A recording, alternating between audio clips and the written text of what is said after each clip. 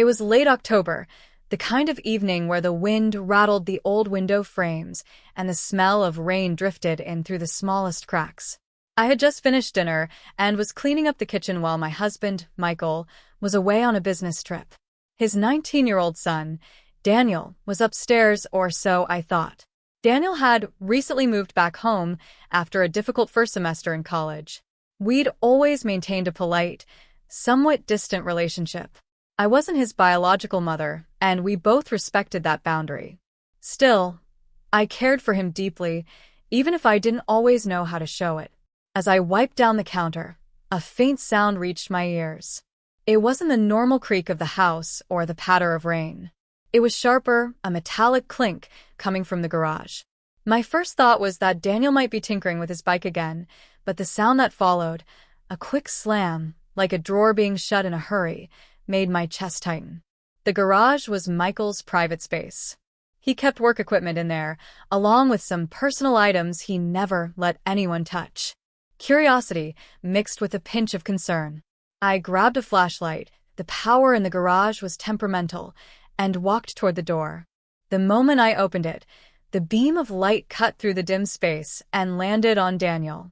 He was standing by Michael's old workbench, his hands hovering over an open toolbox.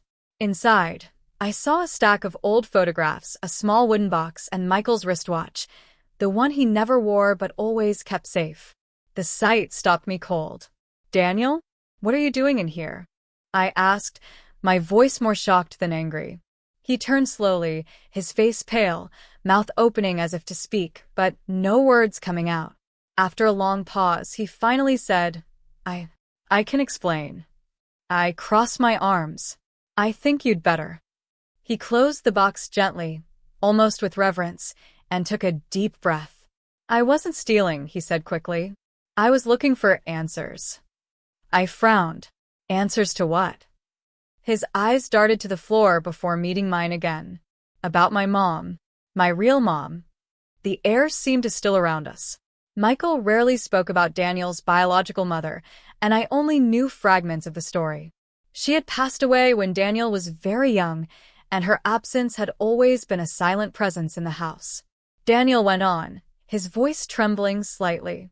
"Dad never tells me anything about her. But I know she left something for me. I thought maybe it was in here." My irritation faded, replaced by something softer.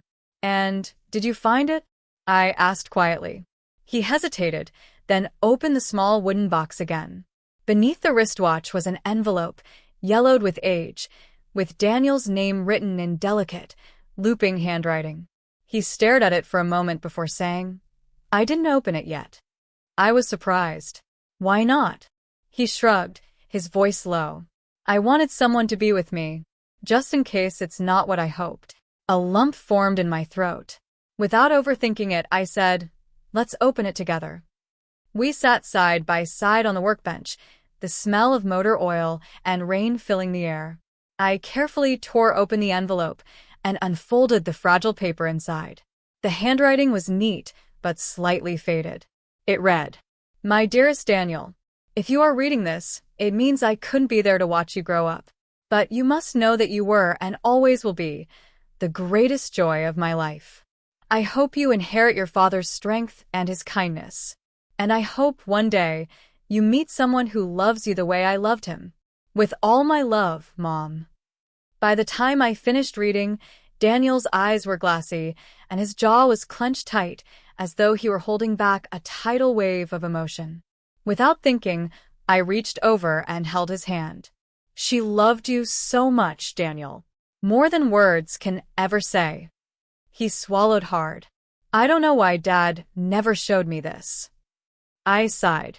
Maybe it hurt him too much. People handle grief differently. For a long moment, we simply sat there in the quiet of the garage. It was the first time Daniel had let me see him vulnerable. And for me, it was the first time I truly felt the invisible wall between us begin to crumble. We were no longer just stepmother and stepson. We were two people bound together by love for the same man and the same loss. Daniel looked at me with an expression I couldn't quite read. "Can you promise me something?" he asked. "Of course," I replied. Don't tell Dad I was snooping. Not yet. Let me be the one to talk to him about it. When I'm ready. I hesitated for a moment, then nodded. Okay. But you have to promise me something too. His brows lifted slightly. Name it. No more sneaking around. If you need answers, come to me. We'll figure it out together. A faint smile tugged at the corners of his lips. Deal. That night, neither of us felt like going to bed right away. We stayed up in the kitchen, sipping hot cocoa while the rain poured outside, sharing pieces of ourselves that had never been spoken aloud before. He told me about the loneliness he'd carried after his mother's passing, about how he'd kept his distance from most people because losing someone again seemed unbearable. I listened, really listened, and in that act I realized my role in his life could be more than I had ever imagined.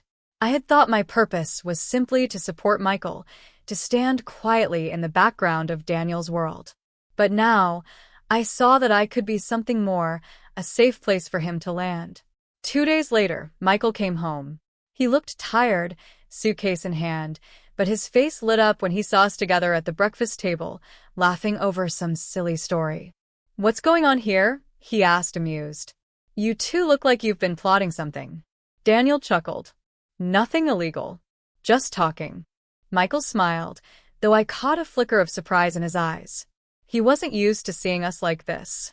A week later, Daniel came to me late at night, his expression calm but determined. I'm ready to talk to Dad, he said. We sat with Michael in the living room as Daniel explained everything about finding the letter, about how he discovered it, and his desire to know more about his mother. Michael's expression softened in a way I'd never seen before. Without saying a word, he stood and disappeared into the garage, returning with an old, dusty photo album. He placed it on the coffee table and sat beside his son. For hours, we turned the pages together.